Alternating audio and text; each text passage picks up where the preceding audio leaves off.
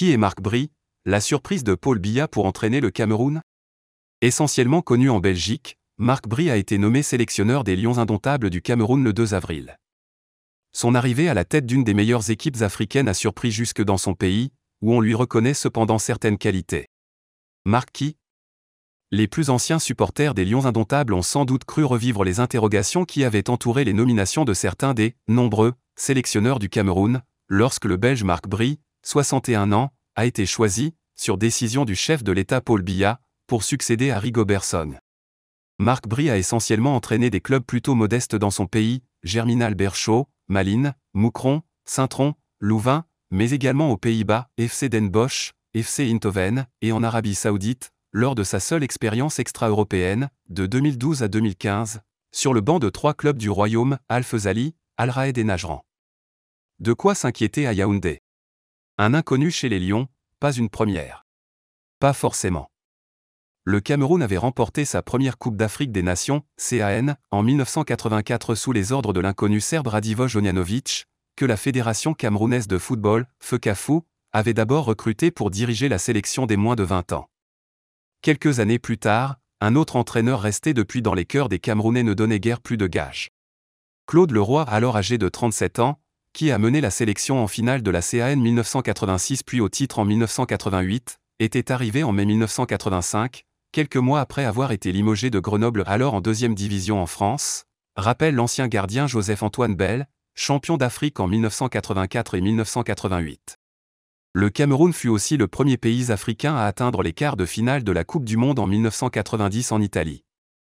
Son patron technique s'appelait alors Valeri Nepomniachtchi, un Russe méconnu ne parlant pas un mot de français. En 2000 encore, c'est avec le Français Pierre Lechantre, seulement, ex-entraîneur du Paris FC et instructeur à la Fédération française de football, que les Lions ont remporté leur 3e CAN.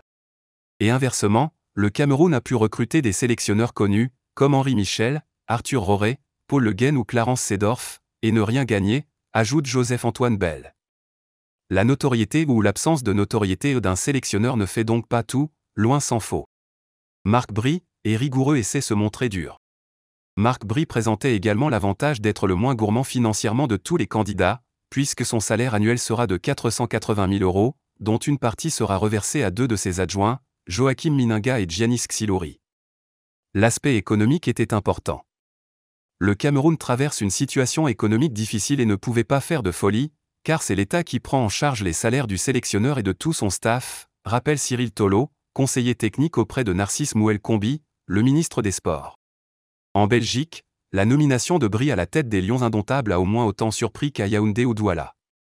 On l'imaginait plutôt reprendre un club ici, après son départ de Louvain en octobre dernier, admet le journaliste belge Sacha Tavolieri, correspondant pour le quotidien sportif français L'Équipe.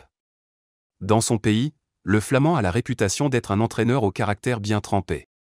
C'est un entraîneur qui aime la discipline et n'est pas du genre à se faire imposer ses choix, ajoute notre confrère.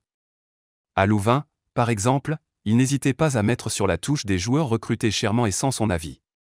Pour lui, ce qui compte, c'est le travail fait sur le terrain, pas le nom. Il est également perçu comme un entraîneur cherchant à bien faire jouer ses équipes. L'international béninois Yannick Aguemon, qui a évolué sous les ordres de Marc Bry à Louvain, en conserve un souvenir positif. Il est rigoureux et sait se montrer dur quand on travaille, mais en dehors, il est relax. Son système de jeu, basé sur l'intensité et la vivacité, est offensif et exigeant physiquement. Son profil d'entraîneur de club soulève cependant quelques questions, notamment sur sa faculté à diriger une sélection nationale sur un continent qu'il ne connaît pas. Une rencontre espérée avec Samuel Eto'o. Je ne comprends pas très bien ce choix, il y avait d'autres profils plus adaptés pour le Cameroun. Il n'a entraîné que des clubs modestes, n'a pas de palmarès et manque un peu de souplesse dans son management, nuance un entraîneur belge sous couvert d'anonymat. Yannick Aguemon est plutôt d'un avis contraire. Il peut réussir au Cameroun. Il aura des adjoints locaux pour l'aider, mais bien qu'il n'ait jamais entraîné en Afrique, il est expérimenté et connaît le haut niveau. Le nouveau sélectionneur des Lions indomptables est rentré en Europe le 13 avril, après avoir passé quelques jours au Cameroun, notamment pour y signer son contrat. Il rencontrera plusieurs joueurs, dont quelques binationaux. Lors de son séjour à Yaoundé, Bry n'avait pas pu rencontrer Samuel Eto'o, le président de la FECAFOOT, lequel envisagerait toujours de nommer son propre sélectionneur. Eto'o n'a pas reconnu sa nomination, Mais je pense que quand ils vont faire connaissance, il va comprendre que Bry est un homme de dialogue, serein, qu'il veut travailler avec la fédération et laisser une place à son président, suppose l'ancien international belge Nordin Jarry, désormais consultant pour plusieurs médias. Le Flamand s'était prudemment tenu à l'écart des tensions entre Eto'o et l'État autour de sa nomination, se contentant de déclarations d'ouverture à l'attention de l'instance. Dans le courant du mois de mai, Marc Bry communiquera la liste des joueurs retenus pour affronter en juin le Cap-Vert et l'Angola en phase de qualification pour la Coupe du Monde 2026. Lors de son retour à Yaoundé, il aura peut-être enfin l'opportunité d'échanger avec l'ancien buteur des Lions indomptables.